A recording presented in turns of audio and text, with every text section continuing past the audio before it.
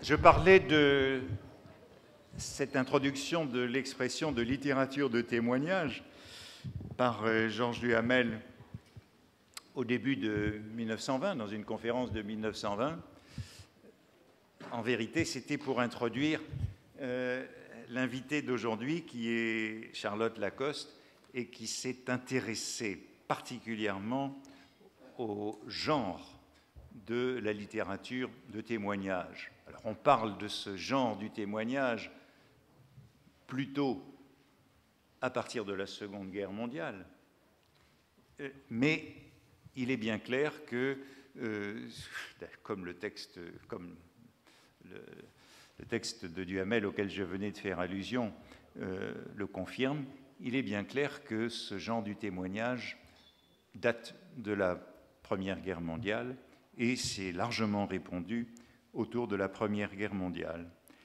Charlotte Lacoste, qui enseigne à l'Université de Lorraine, à Metz, est l'auteur d'un livre qui s'appelle « Séduction du bourreau », publié il y a quelques années, et qui porte sur cette question du témoignage, qui a été au centre des études littéraires ces dernières années, à partir de témoignages donc plutôt sur la Seconde Guerre mondiale, mais qui ont conduit ceux qui y réfléchissaient à revenir sur les textes de la Première Guerre, et notamment à l'œuvre de Jean Norton Crue, dont je vous ai dit un mot la semaine passée en le mettant sur votre courte bibliographie.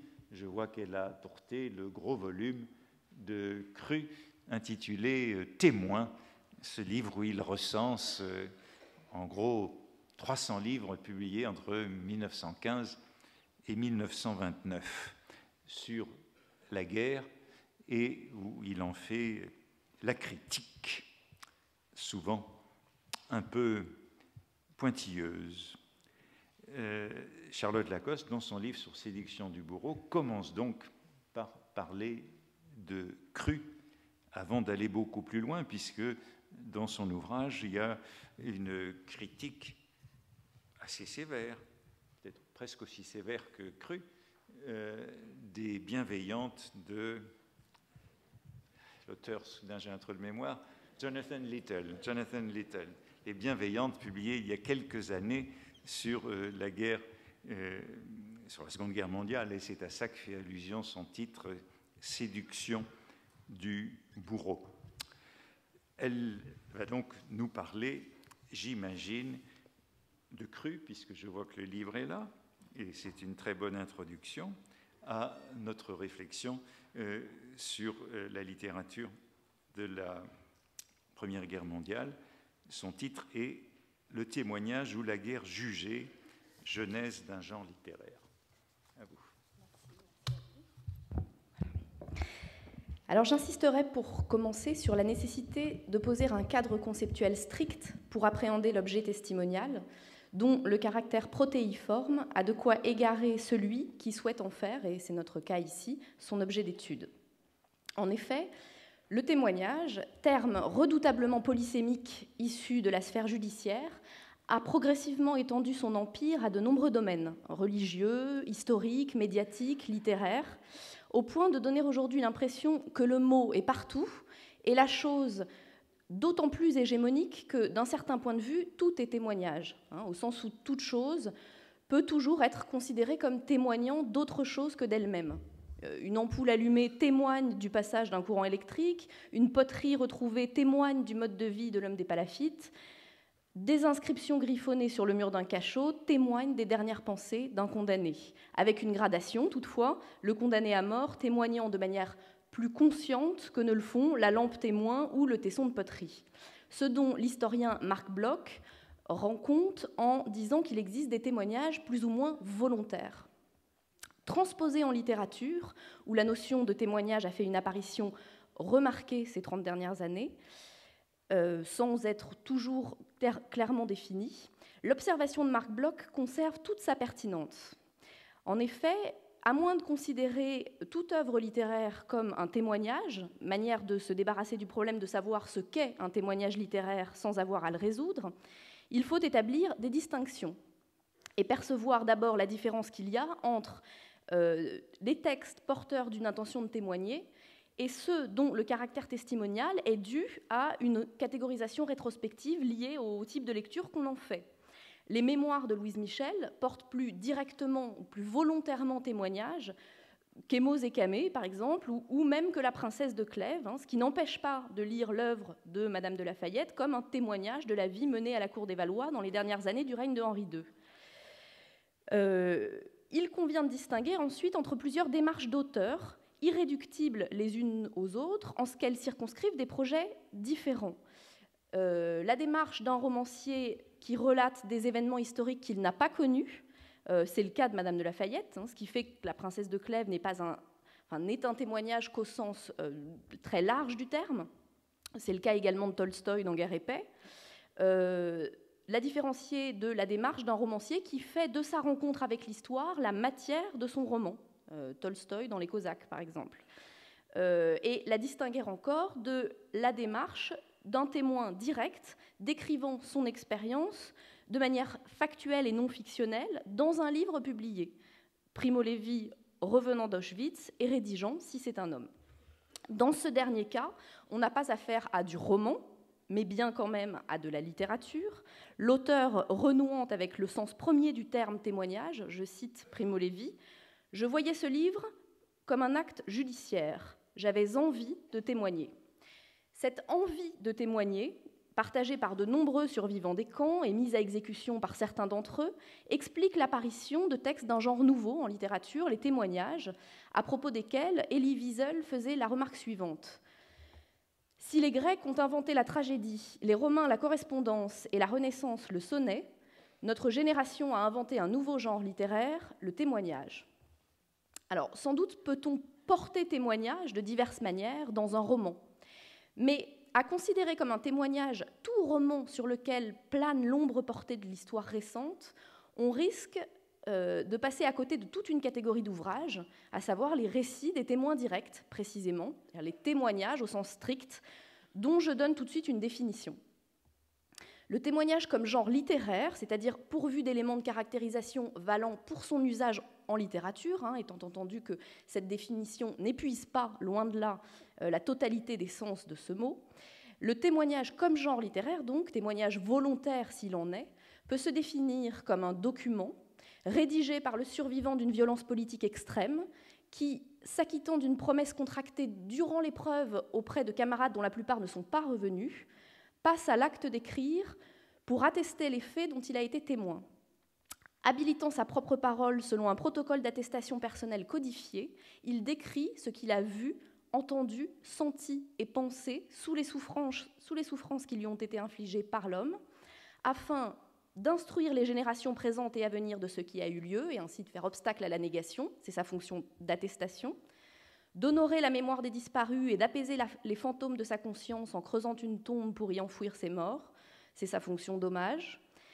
Le témoignage remplissant également une fonction critique, puisqu'il s'agit tant de s'interroger sur le sens de l'événement et sur la possibilité d'en rendre compte que de mettre face à leurs responsabilités les bourreaux justiciables, et une fonction d'éducation. Les témoins donnent aux vivants les moyens de la réflexion en les faisant profiter d'un savoir acquis au gros d'une expérience d'anéantissement qui concerne l'humanité entière.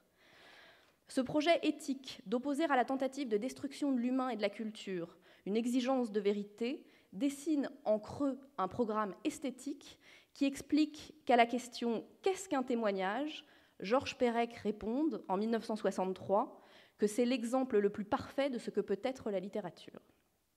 Alors, cette circonscription de notre objet permet d'une part d'échapper au confusionnisme qui pèse parfois sur la littérature dite de témoignage, qui contient des textes au statut générique très différents, et d'autre part de redonner une existence à ces récits de témoins dont le statut fait problème. Situés aux confins de trois discours, historiques, juridiques et littéraires, les récits des témoins n'ont longtemps obtenu droit de cité dans aucune discipline. Le genre a beau receler quelques chefs-d'œuvre, parmi lesquels L'espèce humaine de Robert Antelme, qui a fini par trouver une notoriété tardive dans le sillage de Si c'est un homme de Primo Levi, lui-même traduit en français 40 ans après sa parution en Italie, la quasi-totalité du corpus demeure méconnue. Pour rendre justice à ces textes, les arracher à la nuit qui les couvre et rendre compte de leurs enjeux de la manière la plus satisfaisante possible, je me propose de décrire la manière dont le témoignage s'est constitué comme genre au XXe siècle, c'est-à-dire de reconstituer une lignée générique. Parlant au nom des survivants des camps, auteurs de témoignages, Elie Wiesel revendique, pour lui-même et pour eux, la paternité du genre testimonial, qu'il fait donc naître aux alentours de 1945. Je proposerai pour ma part une autre hypothèse. Ce que je vais essayer de montrer ici, c'est que l'avènement sur la scène éditoriale française d'une catégorie de textes proprement testimoniaux, donc distincts à la fois du roman, de l'autobiographie et des mémoires, notamment, se situe plutôt au moment de la Première Guerre mondiale, précisément. Par le déferlement de violence inouïe qu'elle constitue, celle-ci initie des problématiques qui, certes, ressurgiront avec la Seconde Guerre mondiale et l'extermination, notamment celles qui concernent les modalités de leur représentation discursive, mais qui s'inventent dans le brasier de la Grande Guerre avec l'émergence de pratiques d'écriture qui sont au fondement du genre. Je précise enfin que je m'appuie sur une définition sémantique du genre conçue comme pratique sociale, considérant qu'un genre, fût-il littéraire, se définit par la manière dont un projet spécifique relatif à un contexte socio-historique particulier accouche d'une textualité particulière qui détermine tant les contenus investis que les modalités énonciatives et évaluatives, la disposition séquentielle du signifié ou encore le système de la temporalité. On n'a pas toujours la possibilité d'examiner la manière dont un genre advient à l'existence. Il me semble que dans le cas du témoignage, l'histoire de son avènement peut être en partie retracée. C'est ce que je vais tenter de faire ici. Alors je procéderai en deux temps. Je reviendrai dans une première partie sur ce moment que j'identifie comme étant celui de la genèse du genre testimonial, à savoir la Première Guerre mondiale. Je me pencherai sur la réflexion qui a accompagné l'apparition de ces textes d'un genre nouveau et sur la bataille critique qui s'en est suivie dans le champ littéraire français de l'entre-deux-guerres, bataille qui constitue un beau spécimen de guerre littéraire par sa violence et par les thèmes débattus. Je tenterai dans une deuxième partie de démontrer la dimension matricielle de la Grande Guerre concernant ce genre du témoignage, d'abord parce qu'elle a constitué le premier acte d'une histoire du genre tourmentée, qui, après 1945, peut donner l'impression de se répéter. Dimension matricielle ensuite, car c'est là que se mettent en place les principes fondamentaux du genre. Alors, plusieurs facteurs se conjuguent pour expliquer que le témoignage soit advenu dans le sillage de la Première Guerre mondiale. Le bilan humain effroyable, 10 millions de morts, 20 millions d'invalides, d'une guerre qui malmena l'ordre social en place, et le consensus idéologique qui le fondait, les effets ravageurs de la puissance de feu qui induisent de nouvelles manières de souffrir et de mourir à la guerre, dont les combattants se font le serment de témoigner s'ils en réchappent, témoignages d'autant plus nécessaires qu'ils font l'expérience douloureuse d'un double décalage. Décalage entre la guerre qu'ils imaginaient, d'après ce qu'ils avaient lu et entendu avant 1914, la littérature ici pour eux a sa part de responsabilité, et ce qu'ils découvrent au front. Décalage également entre les discours que la société continue de produire et d'accréditer concernant les événements en cours et ce que eux perçoivent de cette guerre qu'ils sont en train de faire. Comme le souligne Max Deauville dans La boue des Flandres, il y a urgence à écrire car, je le cite, « si nous nous taisons, d'autres viendront qui dénatureront les faits. Ils nous dépeindront la guerre sous des couleurs rutilantes. Ils feront apparaître à nos yeux une fresque magnifique. Ce n'est là qu'un jeu pour les poètes. Par des images colorées, des phrases, des mots sonores, ils nous décriront notre époque sous un jour tel que nous voudrions y revivre. Prenons garde. Autour de nous se lève la phalange redoutable des imposteurs, et si par malheur quelqu'un d'entre eux a du génie, il fera naître chez nos descendants le désir de revivre une époque semblable à la nôtre. » Fin de citation. Prévenir les hommes contre la guerre en leur donnant une idée exacte de ce qu'elle est, ainsi s'énonce le projet testimonial. Alors, autre facteur qui explique l'apparition du témoignage à ce moment-là, le grand nombre d'appelés engagés dans le conflit, des civils et non des militaires de carrière, de tous âges et de tous milieux sociaux. En France, où furent d'emblée mobilisés 4 millions d'hommes, cette guerre longue impliqua une armée composée de citoyens instruits grâce au progrès récent de l'alphabétisation et donc capables de narrer leur expérience. Près de 95% des poilus savent lire et écrire. Le grand nombre de textes produits également, tous genres confondus, avec une nette prédominance de l'épistolaire, plus de 10 milliards de lettres échangées en 4 ans. À ces différents facteurs s'en ajoute un autre, tout aussi essentiel. C'est pendant la Grande Guerre que le témoignage comme genre littéraire commence à faire l'objet d'une réflexion critique, celle-ci apparaissant comme consubstantielle au genre. Cette réflexion est le fruit de l'entreprise critique d'un homme, Jean Norton Crue, professeur de lettres né en Ardèche, enseignant aux États-Unis, qui passa 28 mois dans les tranchées et 15 ans à s'interroger sur la forme que ses compagnons d'armes avaient choisi de donner à leurs écrits. Jean Norton Crue s'emploie, dès son arrivée au front en 14, à repérer les récits de combattants qui rendent le mieux compte de l'expérience qu'ils sont en train d'endurer, puisque tel est l'enjeu, comme on vient de le voir avec Max Deauville.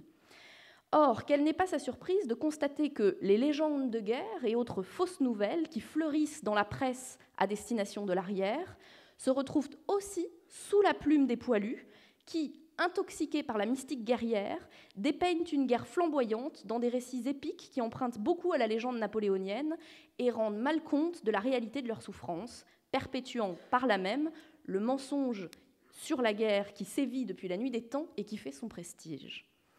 Jean Norton Crue en déduit que tous les témoignages ne se valent pas et se lance dans un travail d'expertise de grande ampleur, fondé sur sa propre expérience de la guerre et sur une analyse philologique serrée de tous les livres de combattants parus entre 1915 et 1928, 304 ouvrages au total, écartant d'emblée de son corpus les non-témoins, les auteurs qui prennent la guerre pour objet sans en avoir une connaissance directe. Le résultat de ces analyses est publié donc en 1929 dans un gigantesque ouvrage critique intitulé Témoins, 727 pages de kilo 2, qualifié par Alberti Baudet de réussite littéraire. Alors que ressort-il de cet ouvrage pionnier en matière de critique du témoignage ?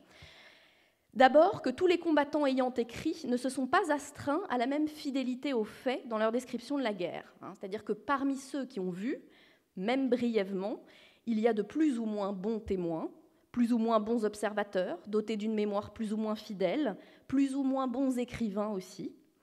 Partant, l'ensemble des témoignages forme un continuum qui va du récit le plus lucide, le plus probant historiquement et le plus puissant littérairement, au texte le plus douteux, le plus perméable aux erreurs ambiantes, le plus chargé idéologiquement.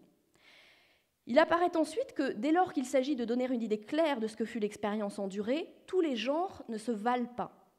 Ce terme de valeur étant à prendre dans son sens linguistique. La totalité des textes de témoins considérés par Crue forment un système au sein duquel la valeur de chacun dépend de l'existence et du contenu respectif de tous les autres. Les journaux, en particulier, valent souvent mieux que les romans, dont les auteurs sont trop vite rattrapés, montre Crue, par les lieux communs du roman de guerre et de l'épopée, j'y reviendrai. Il apparaît enfin que certains ont tout de même entrepris de faire connaître aux vivants le visage de la guerre réellement vécue, renonçant aux thèmes de légende et aux artifices littéraires en vigueur, au premier rang desquels les scènes sensationnelles, le lyrisme guerrier et tout le pittoresque qui entoure le personnage du combattant, de l'argot des tranchées au sentiment belliqueux en passant par son goût pour le corps à corps. Ils s'en sont tenus à la description de leur expérience propre, façon pour ces hommes meurtris de reprendre barre sur l'événement qui les a broyés en l'empêchant de continuer à se raconter lui-même. Leur insoumission à la tradition poétique et l'esthétique du dépouillement qu'ils pratiquent suscitent l'admiration de Jean Norton Crue, qui entreprend de démontrer dans Témoins la valeur à la fois documentaire et littéraire des meilleurs témoignages. Alors, le projet testimonial se formule dans les préfaces autographes, non sans tâtonnement. La démarche qui consiste à publier le récit de sa guerre ne va pas de soi. Je cite par exemple celle de Jacques Meyer dans La Bif. « Je n'ai voulu faire ni une œuvre documentaire ou historique, ni une œuvre à tendance. Ma seule intention, quand j'ai relu et corrigé si peu ces bouts de papier chiffonnés, fut d'apporter, comme un témoin au sens fort du mot, en reflétant la nudité de la chose vue, l'hommage dû à ces hommes. » L'hommage aux morts, qui est une des fonctions du témoignage, prend dans ces textes des formes modestes, quelques « je me souviens » insérés dans des notes de bas de page qui fonctionnent comme pierre tombale, manière de prendre le contre-pied de l'éloge funèbre, considéré comme un genre contaminé par l'idéologie militariste des grandes pompes patriotiques. un genre se construit aussi, hein, on le voit là, dans une opposition à d'autres genres. Le témoignage contenant par ailleurs une critique de l'article de presse, du feuilleton, du compte-rendu militaire, du roman de guerre et des mémoires. Les mémoires qui sont un genre plus aristocratique. Hein, les témoins, eux, voient l'histoire d'en bas, hein, ils n'ont pas d'image d'eux-mêmes à asseoir dans leur texte. Peu soucieux d'immortaliser leurs exploits, réels ou fictifs, les auteurs que repère Jean Norton Crue ont osé dire leur peur et se sont attachés à décrire la guerre telle qu'elle est, inélégante, âpre, sale et laide, comme dit Maurice Genevoix dans Nuit de guerre, dénonçant d'un même geste ses horreurs et le mensonge dont se nourrit la propagande guerrière, hein, ce qui leur valut d'être souvent censurés. Dans Témoin, puis dans Du témoignage, un tout petit livre paru l'année suivante, en 1930, dans lequel Crue résume les conclusions de son premier ouvrage, Jean Norton Crue donc démontre qu'en faisant véritablement œuvre de témoin, ces hommes ont fait œuvre. Une œuvre originale qui les distingue à la fois du combattant resté prisonnier des images d'Épinal et de l'artiste hanté par la mode littéraire, les procédés, le désir d'obtenir des effets. Par cette double démarcation, le témoin véritable est en même temps un véritable écrivain. Alors, je m'arrête un instant sur la méthode d'expertise de Jean Norton Crue, car on verra plus tard qu'elle a fait l'objet d'attaques violentes. Il s'agit d'une méthode contrastive qui prend en compte un faisceau de critères situés à différents niveaux d'analyse. Date de rédaction de l'ouvrage, durée du séjour au front, état de service de l'auteur, genre et longueur du texte, ordonnancement du récit, récurrence de certains motifs et absence de certains autres, choix de contre-modèles génériques, etc. Critères que Jean Norton Crue considère simultanément pour évaluer chaque texte en fonction de tous les autres existants. Cela permet d'abord de montrer que les meilleurs témoignages sont ceux des combattants qui ont été le plus longuement exposés au danger. Cela permet ensuite que se dégagent par recoupement systématique des constellations sémantiques. Ainsi, pour s'en tenir au plan thématique, les mauvais témoins se repèrent à ce qu'ils ressassent toujours les mêmes motifs, particulièrement efficaces, il faut le dire. Les charges olympiques, le choc de cavalerie contre cavalerie, les massacres à la baïonnette, alors que les blessures à l'arme blanche représentent 0,3% des blessures pendant la Grande Guerre, mais justement, tout est affaire de proportion dans le témoignage. L'affluence d'espions, la haine de l'ennemi, les images horrifiques, l'abondance de fluides et de sécrétions, hein, des excréments aux fleuves de sang, eux-mêmes indissociables des monceaux de mort, la supériorité du combattant français, indestructible, et l'impuissance des obus allemands, la comparaison entre l'ivresse guerrière et les plaisirs de la volupté, les balles doum-doum qui font exploser les os, les bombardements qui vous projettent bouche à bouche contre un cadavre, la guerre décrite chez Barbus, en l'occurrence, comme une immense aventure, et la bataille comme un sombre et flamboyant orage, rehaussé de nappes de sang vermeil qui grésillent, les scènes de cannibalisme ou de musée Grévin, scènes de musée Grévin, quand le souffle d'une explosion immobilise les soldats et que leurs cadavres prennent la pose pour l'éternité, ce qui donne un petit côté Herculanum aux descriptions, avec un sous-texte idéologique, puisque les morts, dans ce cas, sont toujours allemands et qu'il s'agit par là même de signifier que les Français tirent plus vite que leur ombre. Alors, je cite Jean Norton Crue. Ces fantastiques exagérations se trouvent dans tous les récits des narrateurs suspects. Récits dans lesquels on ne dit rien, par ailleurs, de la peur du soldat, du calvaire de la pluie, etc. Un genre se spécifie aussi par l'absence de certains thèmes. Alors, il est évident que chacun de ces éléments n'est pas disqualifiant en lui-même. Il le devient à partir du moment où il entre en interaction avec plusieurs autres, repérés par ailleurs comme étant des indices de mauvais témoignage selon un principe de co-occurrence linguistique. Car, affirme Jean Norton Crue, il est inexact que le langage du front ait toujours été grossier, que les uniformes aient toujours été boueux et en lambeaux, que les objets macabres se voyaient tous les 10 mètres dans la tranchée. Pour le dire autrement, l'intertextualité forte qui règle les rapports entre les témoignages non fiables s'explique par le fait que ce sont les éléments les plus spectaculaires qui se braconnent d'ouvrage à ouvrage.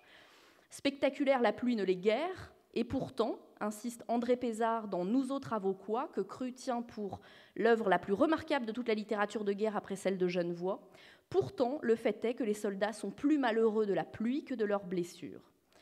Dans la même perspective, Crue montre que l'inexactitude des descriptions va de pair avec les incohérences et les contradictions. Dans Les Croix de bois de Dorgelès, par exemple, la troupe gagne 10 hommes au cours d'une attaque, et avec une trame narrative qui dénature les faits. Les mauvais témoins, estime Cru, n'hésitent pas à trahir la guerre en la découpant en chapitres de romans feuilletons. Cette trahison a d'autant plus de succès que le public, dit-il, y retrouve ses épisodes favoris. Et l'auteur de Témoins de lancer un appel. Unissons-nous contre cette fausse littérature et faisons-lui une guerre acharnée. Les poilus ont écrit assez de belles pages de vérité vécue pour la remplacer. Il ne s'agit que de se rendre compte qu'elles existent. Ce qui nous amène directement à la question de la réception de ces textes et de l'ouvrage qui les défend. Celle des témoignages eux-mêmes. D'abord, cette réception fut mauvaise. Les modestes écrits d'un Jean Bernier, d'un Paul Lintier ou d'un André Maillet font pâle figure face aux romans de guerre qui battent alors tous les records de vente. 3 surtout, dont Jean Norton Crue se désespère qu'ils soient les favoris de la foule, Gaspard de René Benjamin, Goncourt 1915, Le Feu de Barbus, Goncourt 1916, et Les Croix de bois de Dorgelès, prix féminin 1919. Je cite Crue pour qu'on comprenne bien son propos. Le succès étourdissant des Croix de bois m'attriste et m'inquiète. Jadis, le public voulait une guerre romancée, avec drapeaux déployés et flamberges au vent. Aujourd'hui, il aime une guerre non moins romancée, avec boyaux d'allées de mort aux grimaces infernales et baisers aux cadavres. Ce n'est pas un progrès. L'humble vérité est aussi loin du réalisme artificiel que de l'épopée. Mais qui a lu les récits vrais ? Comme des moutons de panurge, les Français se sont précipités à la suite du premier qui a signalé les Croix de bois, dont la lecture, au lieu de rectifier leurs idées, corriger leur goût, n'a fait que renforcer les erreurs et développer l'appétit pour le sensationnel et le macabre, les mots fabriqués et les pseudo-poilus à la sulfare. À l'origine du témoignage, il n'y a donc pas d'impossibilité du dire, de l'indicible, mais une impossibilité manifeste de se faire entendre pour ces auteurs qui ne sont pas des écrivains professionnels et qui n'ont pas pour projet d'écrire un roman. Je cite Crue, « La retenue de leur style, la propre simplicité de leur récit nuisit à la reconnaissance de leur mérite et leur voix discrète se trouve à étouffer dans le tumulte des vantardises héroïques ou des dénonciations sensationnelles. » C'est l'un des objectifs de Témoins que de leur permettre de se faire entendre. De fait, cet ouvrage fit l'effet d'une bombe dans les milieux littéraires de l'entre-deux-guerres. La bataille critique qui s'ensuivit compte parmi les moments clés de la jeunesse du genre. L'attaque que ce petit professeur de lettres a osé porter contre les romanciers primés de la Première Guerre mondiale, au profit de simples témoins, met en fureur les spécialistes de la chose littéraire qui voient en Jean Norton Crue, bizarre collectionneur de récits sans panache, la lèpre incurable des créateurs. Barbus, dont la réaction est attendue, intervient assez tôt pour corriger ce pédant pédagogue américain qui ergote comme les avocats épileptiques de mauvaise foi. Mais c'est Roland Dorgelès, qui vient d'intégrer l'Académie Goncourt et dont la popularité est à son comble, qui organise la riposte, taxant l'ouvrage de Crue de stérile passe-temps de maniaque. Et Dorgelès de se gausser de ces souvenirs insignifiants, je le cite, ces pauvres reliques que des survivants vieillis sortiront un jour du tiroir et qui n'ont d'intérêt que pour leurs signataires. Il leur oppose son propre projet créatif. Lui a préféré jeter au feu ses carnets et composer son roman à partir de souvenirs diffus. Se déprendre donc de sa propre expérience pour mieux embrasser celle des autres. Je le cite, « J'avais une ambition plus haute, ne pas raconter ma guerre, mais la guerre. » Et Dorgelès de considérer sa démarche comme la seule permettant de porter véritablement témoignage. Derrière ces deux projets se profilent deux conceptions de la littérature. Pour Ernest Florian Parmentier, auteur du roman L'Ouragan, paru en 1920, qui n'est certes pas épargné par Crue dans son ouvrage, non seulement les témoignages que Jean Norton Crue promeut n'ont aucun intérêt, mais pour Florian Parmentier, donc, Témoins est une œuvre dangereuse en ce qu'elle met l'art d'écrire à la portée du premier venu.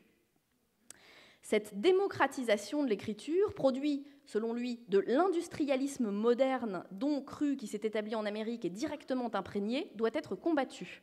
Je le cite, « C'est contre cela que nous, écrivains français, devons nous insurger. » Les romanciers sont bientôt rejoints dans leur croisade par les critiques, pour qui la littérature n'a que faire de la vérité historique.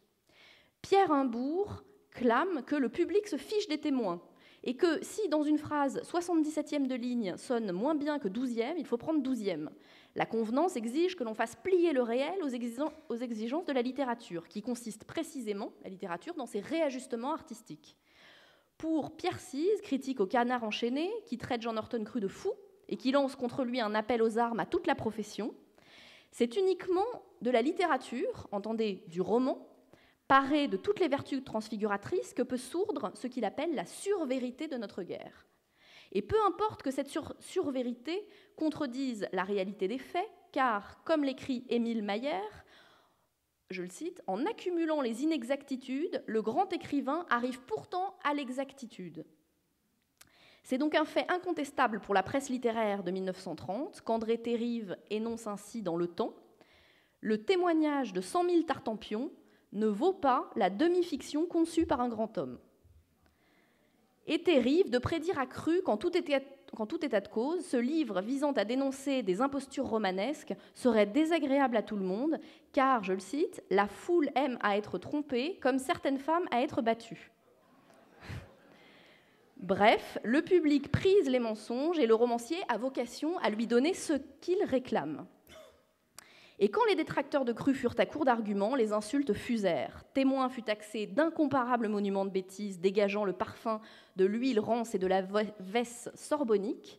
On traita Cru de contempteur de l'art, de corpusculaire historien, de malfaiteur, de bourreau, de pédant expatrié, de nigaud du fichier et de paix de loup, descendant d'une longue lignée de parasites. On se moqua de son nom et l'on composa sur lui des chansons. Je suis le Cru tout nu qui n'a rien vu. Pas de doute, on était bien entré dans les années 30. Jean Norton Cru trouva quand même du soutien. Alors, du côté de certains historiens, Pierre Renouvin, qui perdit un bras au chemin des dames, lui emboîte le pas. Il demande, je cite Pierre Renouvin, « Que vaut le témoignage de tel écrivain combattant si son curriculum vitae prouve qu'il n'a pas assisté aux événements dont il prétend donner le récit ?» L'idée qu'il n'y a pas de témoignage sans témoin commence à faire son chemin.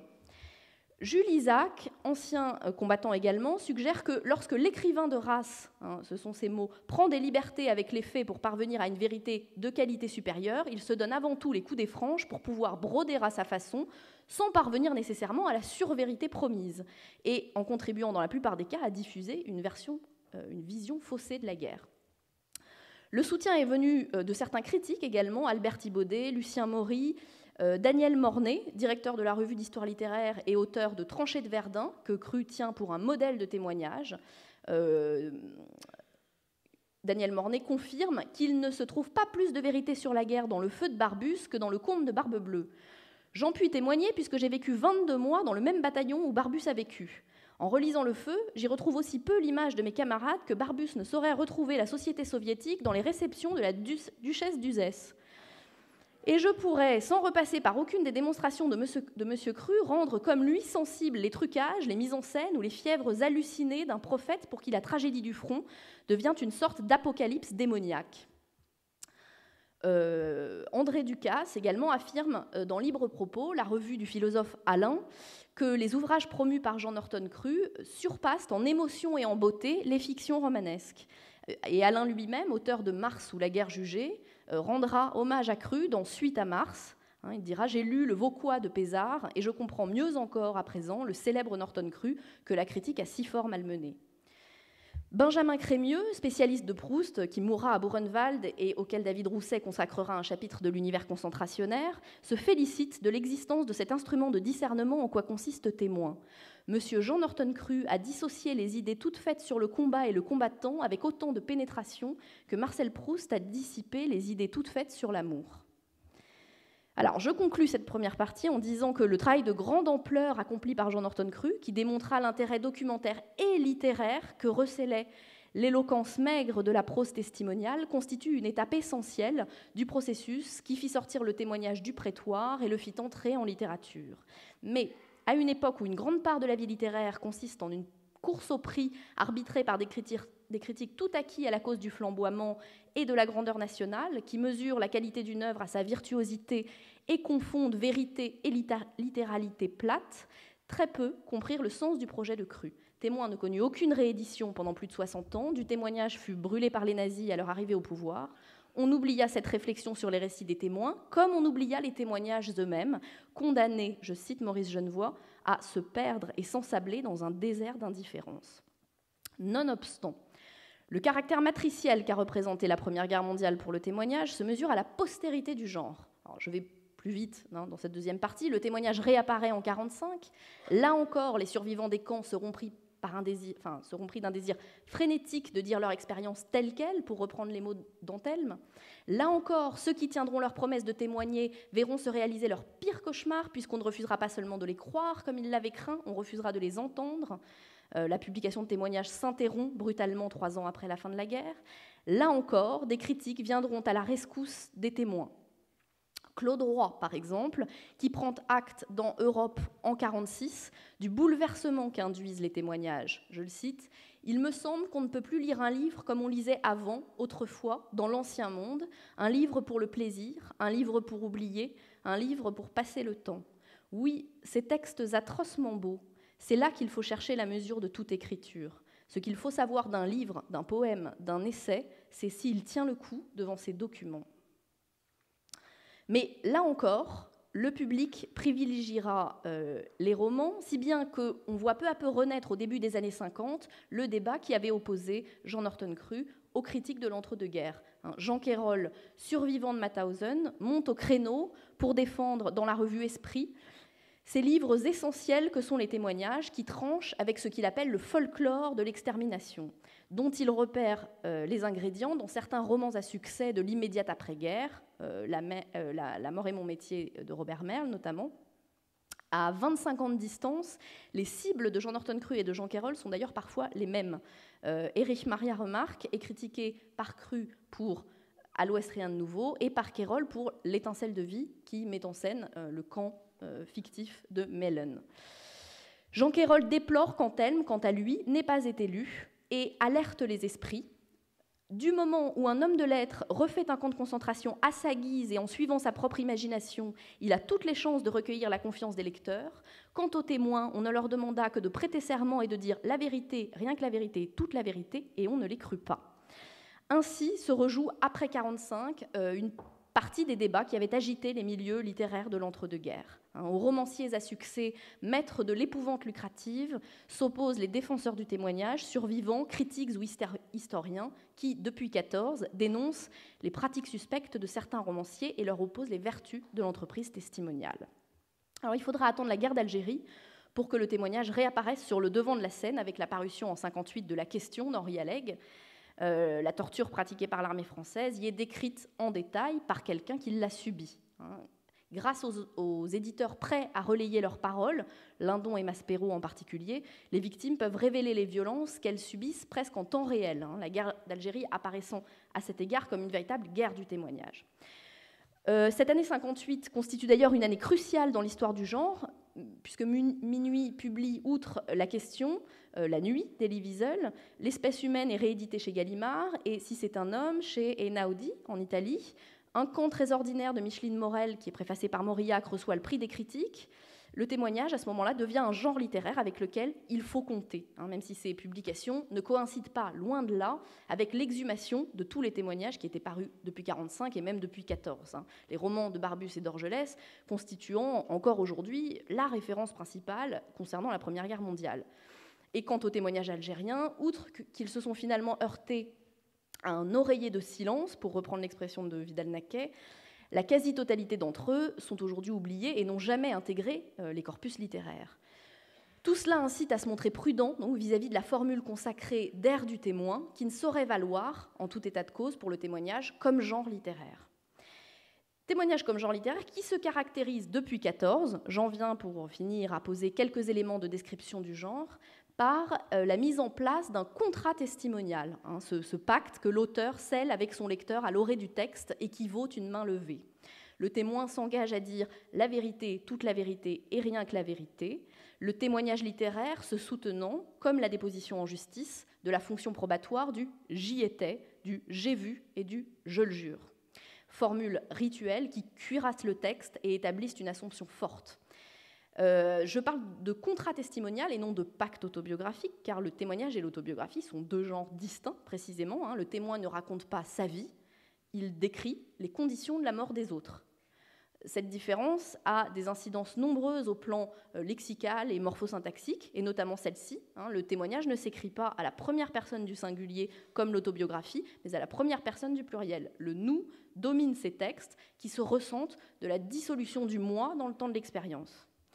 Ce contrat testimonial se sous-tend d'un pacte avec les morts qui fait du survivant un témoin mandaté, soumis à un certain nombre de devoirs, s'en tenir à son expérience propre, s'exprimer clairement, ne rien exagérer, ne pas chercher à se faire valoir dans son texte, ne pas esthétiser les choses pour le plaisir du lecteur, mais ne pas non plus le violenter en cherchant à exercer sur lui des effets de sidération qui inhiberaient la réflexion.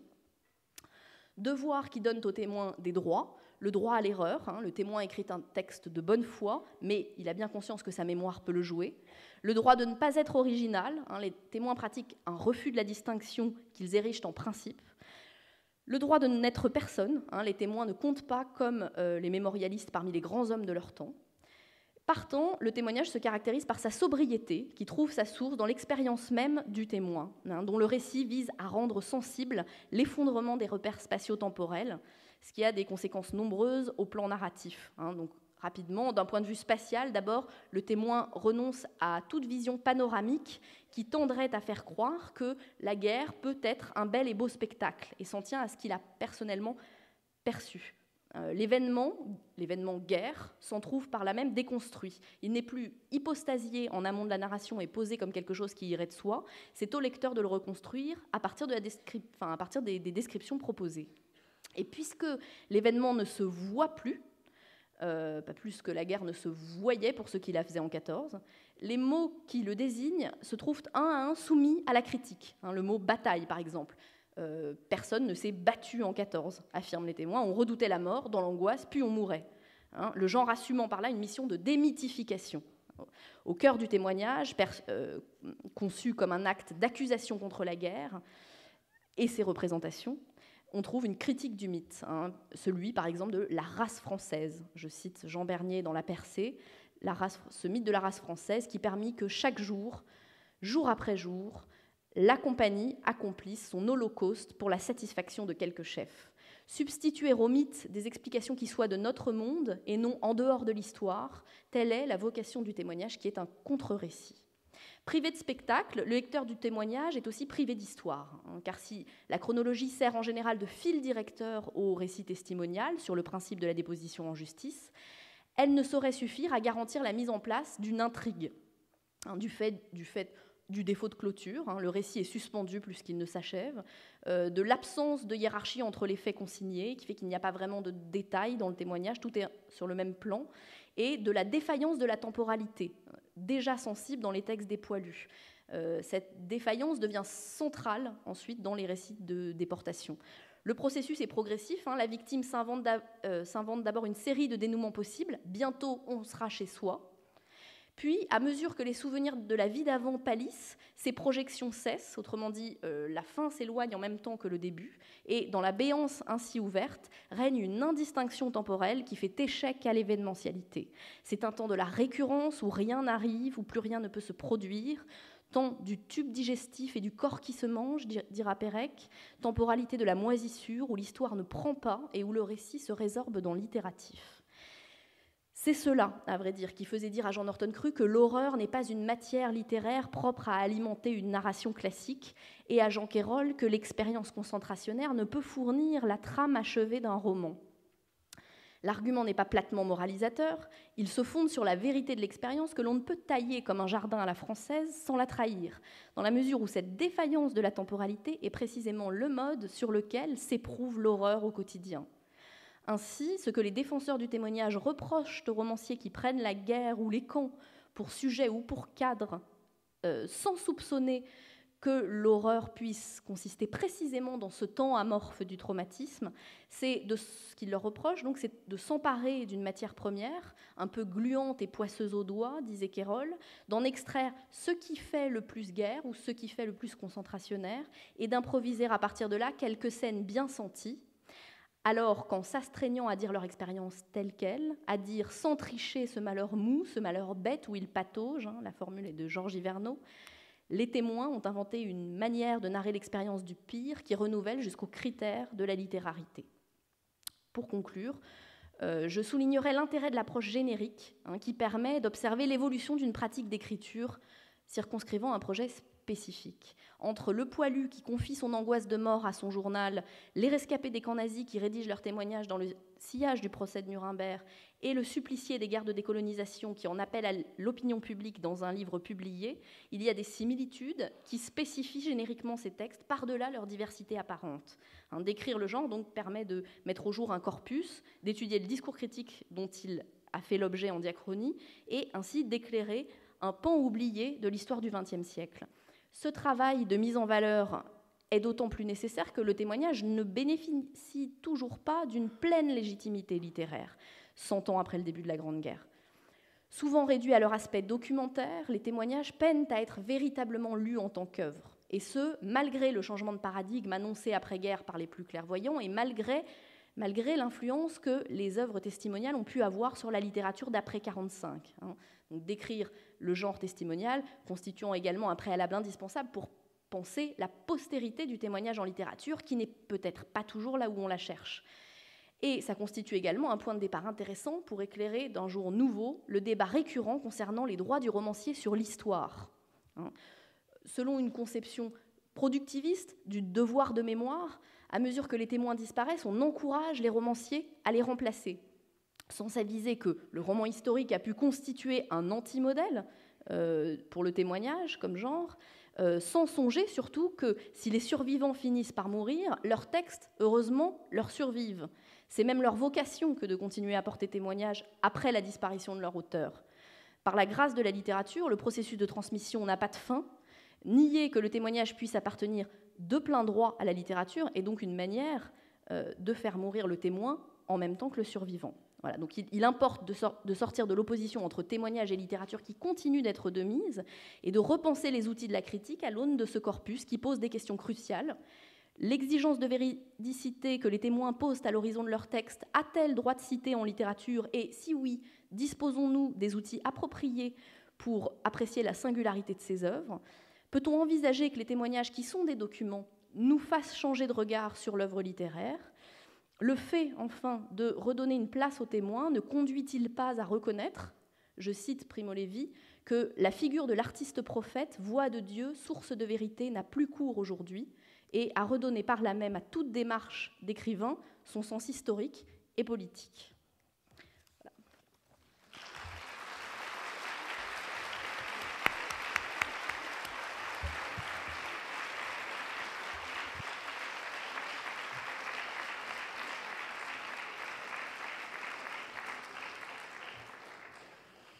Bien, merci pour cette mise au point très utile à partir de Jean Norton Crue.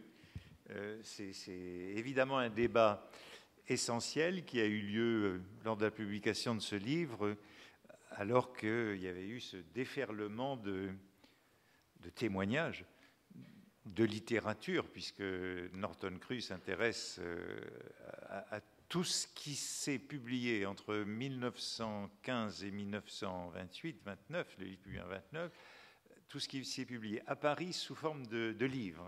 Il y a donc une restriction assez... Enfin, s'il avait dû s'intéresser à ce qui s'était publié en province et un peu partout, ça aurait été encore bien pire. Donc il s'intéresse à ce qui se présente comme roman, à ce qui se présente comme journal, à ce qui se présente comme... enfin, à tout ce qui est publié à Paris, jusqu'au grade de capitaine. Puisque au-delà du grade de capitaine, on n'est plus en contact. Il s'intéresse seulement aux officiers de contact. Au-delà, on est... il y en a eu beaucoup au-delà du grade de capitaine qui sont morts sur les champs de bataille, mais ça ne l'intéresse plus puisque... D'ailleurs, les livres écrits au-dessus de ce grade sont en général assez différents dans leur nature et dans leur pratique. Et vous avez donc entendu que ça a provoqué un débat considérable puisque tous les livres qui se vendaient étaient classés par Crue dans la catégorie 4, si mes souvenirs sont bons. Il y avait Genevois et Pézard, et puis ça descendait à 4, c'était bien ça, où il y avait d'Angelès. Et même à 6. Comment ? Et même à 6. Il y a 6 classes. Il y a 6 classes. Il y a 30 auteurs dans la première et et ça continue jusqu'à 6, voilà, effectivement. Et ils étaient en 4, Dorgelès et Barbus, ou en 6? Non, non, non, ils ne sont pas en 6. Non, non, ils sont en 4. Quand même pas en 6. Oui, oui. Mais enfin, ils étaient très bas, alors que c'était ceux qui se vendaient. Alors, bon, vous avez entendu leur réaction. Il y a un historien qui a fait un livre qui porte notamment sur la réception du livre et sur les réactions de Barbus. Barbus plus distant, c'est Dorgelès qui s'est vraiment jeté dans la bagarre. Mais on peut aussi observer, je l'ai observé en faisant mon séminaire sur ce sujet il y a quelques mois, que Dorgelès a introduit des variantes dans les croix de bois pour répondre aux objections de Cru. Donc un certain nombre de ces objections, vous n'en retrouverez plus le motif dans les croix de bois que vous allez acheter sur le marché. Autrement dit, en même temps, il a attaqué, mais il a critiqué. De même, il y a des variantes dans le récit de Paulan, que j'avais mis dans votre petite liste, le guerrier appliqué. Paulan a introduit des corrections à ce récit publié en 1917 pour tenir compte. Autrement dit, tous ceux qui avaient publié des livres entre 1915 et 1929 ont lu Norton Cru pour voir ce que cette critique philologique du témoignage avait observé, et ils ont corrigé un certain nombre de leurs descriptions et de leurs récits. Alors en même temps, ils l'attaquaient, mais ils l'ont reconnu. Vous avez entendu aussi dans les remarques que vous avez faites que, au fond, ce sont les universitaires qui ont défendu Cru. Quand vous nous disiez que Mornay, futur professeur à la Sorbonne, l'avait défendu, que Renouvin, professeur à la Sorbonne aussi, futur, que Jules Isaac, l'historien, c'est de là. Donc c'est du côté des habitués de la critique du témoignage, puisque la critique du témoignage, elle ne démarre pas avec la guerre de 14. Tous les historiens sont familiers depuis très longtemps. Donc Cru applique les méthodes de l'historien que l'on apprend dans tous les manuels positivistes d'histoire dans la période précédente à ces ouvrages. Le débat est évidemment toujours ouvert, parce que reste un certain nombre de points que vous avez soulignés. Les livres qui se sont vendus, à part Genevois, qui est classé dans la catégorie 1 par Cru, à part Genevois, qui est toujours disponible et toujours lu, la plupart de ces témoins ne le sont plus. Et d'autre part, reste la question, il y a bien plein d'autres questions. Chez beaucoup de ces témoins, y compris ceux qu'ils valorisent, il apparaît souvent le thème de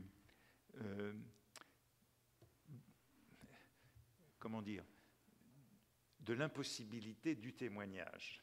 L'impossibilité du témoignage, parce que dans l'action, c'est un autre moi qui agit. Et un certain nombre d'entre eux évoquent cette impossibilité dès les premiers témoins de la guerre, dans le traumatisme de la violence, l'impossibilité de témoigner. C'est un point que Cru ne considère jamais, cette impossibilité de témoigner de ce que l'on a vécu dans une circonstance exceptionnelle. Et la possibilité même de ce contrat testimonial. Peut-être on peut y réfléchir un instant. Et on peut aussi réfléchir un instant à cette réflexion sur la concurrence du témoin et de l'historien, qui s'est surtout posée après la Seconde Guerre mondiale, mais déjà l'histoire de la Première Guerre mondiale s'est faite sous le contrôle des témoins, sous la moins nettement que pour la seconde, mais sous les yeux des témoins, et tandis qu'ils avaient leurs mots à dire. On peut aussi évoquer le fait, par exemple, dans la critique de... Bon, puisque les deux qui sont le plus sévèrement critiqués, c'est Barbus et Dorgelès, c'est ça qui marque le plus. Depuis, nous connaissons des documents de Barbus et de Dorgelès. Il y a des lettres. Les lettres de Barbus ont été publiées, les lettres à sa femme ont été publiées après sa mort, dans les années 30, et un certain nombre des points que Cru attaquait comme fiction, comme invention littéraire, comme enjolivement, comme recherche d'effets littéraires, figurent déjà de première main dans les lettres de Barbus à sa femme au moment où il vit ces événements dans les tranchées. Et de la même façon pour Dorgelès, puisqu'on a publié il y a un certain nombre d'années un recueil très très intéressant où il y a les lettres de Dorgelès à sa mère et à sa maîtresse. Et il écrit le même jour, à l'une et à l'autre, il écrit évidemment des choses complètement différentes à sa mère et à sa maîtresse de l'événement qu'il vient de vivre. Et ça c'est un témoignage direct, c'est-à-dire qu'à sa mère, lorsqu'on écrit à sa mère, et cela semble assez fréquent, on ne dramatise jamais les événements. Lorsqu'on écrit à sa femme, soit on dramatise, soit on ne dramatise pas, mais lorsqu'on écrit à sa maîtresse, on dramatise plutôt ce qu'on est en train de vivre. Et autrement dit, il y a chez tous ces auteurs des témoignages immédiats qui sont déjà, enfin qui à la fois contredisent un certain nombre des critiques de Cru, et puis d'autre part qui montrent que d'entrée de jeu dans ces lettres, chez ces témoins, il peut y avoir des versions très très diverses de la même journée vécue le soir même, puisque ce sont des lettres quotidiennes. Vous l'avez dit, on écrit beaucoup pendant la guerre. Dorgelès et Barbus, mais tous les autres, ils écrivent tous les jours à leur mère ou à leur femme, à moins qu'il y ait une offensive qui les empêche de le faire. Voilà, un certain nombre de remarques, de questions. Alors, je commence par la fin. Barbus et Dorgelès, effectivement, c'est là que sa critique est la plus sévère, c'est là que sa critique est la plus longue aussi. Ça prend pas mal de pages. Ça vient du fait que c'est déjà les auteurs les plus lus et que, de ce fait, ils ont une responsabilité particulière par rapport à ce qu'ils écrivent et par rapport à la vision de la guerre qu'ils diffusent. Donc il y a cette volonté de Cru de prendre ça en compte. C'est vraiment toute la question de la responsabilité de l'écrivain et de ce qu'induisent ces textes dans l'imagination des lecteurs. Ils ont une grande responsabilité, ils renvoient l'écrivain à ses responsabilités. Concernant la correspondance de guerre, alors ça c'est quelque chose que Jean-Antoine Cru avait remarqué effectivement, qu'on n'écrit pas pareil à tout le monde d'une part, et que lui ce qu'il remarque en particulier c'est qu'on n'écrit pas la même chose dans ses lettres que dans son journal, et ce qui l'intéresse justement c'est de voir souvent une plus grande sincérité, une plus grande vérité dans le journal que dans les lettres, puisqu'on ne peut pas forcément tout révéler. C'est bien pour ça qu'il me semble que son analyse circonscrit quelque chose qui est un projet spécifique que j'identifie comme le projet testimonial, qui justement consiste, pour celui qui s'érige en témoin, à présenter les choses telles qu'elles sont et non plus telles qu'elles, enfin, à destination. Alors tout dépend du destinataire, effectivement, sa femme, sa maîtresse. Le destinataire du témoignage, c'est l'humanité entière en quelque sorte. Et là, pour le coup, le schéma est assez clair. C'est le destinataire, ce sont tous les vivants. Les morts sont aussi entrent en ligne de compte. Ils font partie. Le témoignage s'adresse aux vivants se destine aux morts en partie aussi. Mais en tout cas, ce problème-là de la différence de qualité de ce que disent les témoins dans tel ou tel genre, c'est toute sa problématique, hein, de ce que les genres poussent à dire ou pas. Alors, juste concernant la concurrence du témoin et de l'historien, en effet, ça continue d'être brûlant, notamment sur le terrain de l'historiographie de la Grande Guerre, hein, de savoir la place à accorder aux témoins. Des historiens de la Grande Guerre parlent aujourd'hui encore de véritable dictature du témoignage. Donc il y a là-dessus une guerre, hein, des témoins et des historiens qui continuent de faire rage, en partie. Pour autant, il ne faut pas perdre de vue que le projet de Jean Norton Crue n'était pas du tout de se substituer à l'historien. Il n'a jamais prétendu que les témoins devaient écrire l'histoire de la guerre. Ce que lui a voulu faire, c'est expertiser ces livres de témoins pour remettre dans les mains des historiens des éléments, enfin, des témoignages, à partir desquels les témoignages les plus fiables lui désignaient en quelque sorte ceux qu'il estimait être, sur la base de sa propre expérience, de sa connaissance, de tout le livre de guerre, etc., remettre à l'historien ce qui lui semblait être un bon point de départ pour écrire l'histoire de la Grande Guerre. Donc cette concurrence le navrerait, à vrai dire, Jean Norton Crue, puisque, encore une fois, en faisant une place aux témoins, il n'ambitionnait pas du tout de leur donner toute la place. Alors, sur le thème de l'impossibilité du témoignage, il me semble qu'il agite plus Jean Norton Crue que vous ne le dites, dans la mesure où Jean Norton Crue n'a pas écrit de témoignage lui-même, pour commencer. Hein. Donc cette impossibilité-là, il en a fait l'expérience, d'une certaine... Un super témoignage. Voilà, un témoignage au carré, enfin quelque chose d'un peu... Voilà, c'est ça. Et en même temps, en fait, il a renoncé en voyant bien que s'il en écrivait un, il se perdrait lui aussi. Donc il fallait agir autrement. Donc effectivement, il a été du côté de la critique plutôt que de l'œuvre elle-même.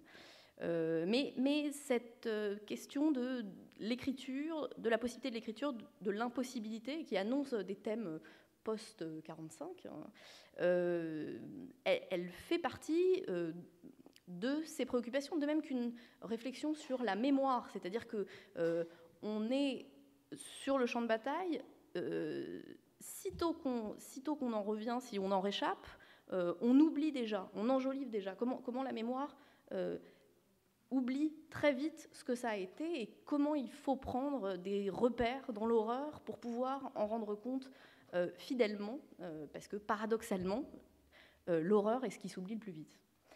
Enfin, il y a un problème que je voudrais aussi soulever, c'est la popularité du feu de Barbus dans les tranchées. C'est-à-dire que dans les tranchées, on a beaucoup lu Barbus, et notamment en feuilleton, puisque ça a d'abord été publié en feuilleton dans l'œuvre, et non, l'opinion, dans l'œuvre. Et donc c'était publié en feuilleton, c'était lu dans les tranchées. Autrement dit, le témoignage est déjà, d'une certaine façon, intègre déjà la vision de Barbus. Puisque c'est Barbus qui a, d'une certaine façon, fourni les cadres de pensée du témoin. C'est ce qui est dit par un certain nombre de témoins, que lisant Barbus, c'est ce qui leur a permis de penser leur expérience. Et c'est ce qui est dit par Crue aussi, c'est-à-dire que c'est aussi ce qui est dit et c'est ce qui est dénoncé quand même de manière critique, c'est-à-dire qu'il y a l'idée d'une forme d'intoxication littéraire par ça. C'est-à-dire que, finalement, enfin, ce qui impressionne beaucoup Crue, c'est la manière dont finalement, effectivement, un cadre vient d'une certaine manière servir de filtre à l'expérience du combattant qui a lu. Enfin, et encore plus au combattant qui a lu Barbus avant de combattre lui-même, et qui du coup ne voit plus la bataille que par ce prisme-là, et qui du coup sera pas capable, en tout cas selon Crue, d'en rendre compte lui-même, puisqu'il ne rendra compte que dans son expérience livresque, même en tant qu'ancien combattant. Oui. C'est le dernier petit rodant de cette affaire. C'est que la plupart des témoins ont lu Barbus avant de témoigner.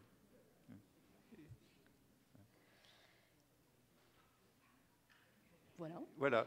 Attendez, j'ajoute... Oui. J'ajoute qu'il y a aussi une correspondance de Norton Cru qui est publiée, qui est très intéressante, puisque comme les autres, comme ce que je disais, lui, il écrit beaucoup à ses frères et sœurs, c'est une nombreuse famille, et il n'écrit pas la même chose à sa mère, à ses frères, à ses sœurs, sur ce qu'il est en train de vivre. Merci beaucoup. Merci à vous.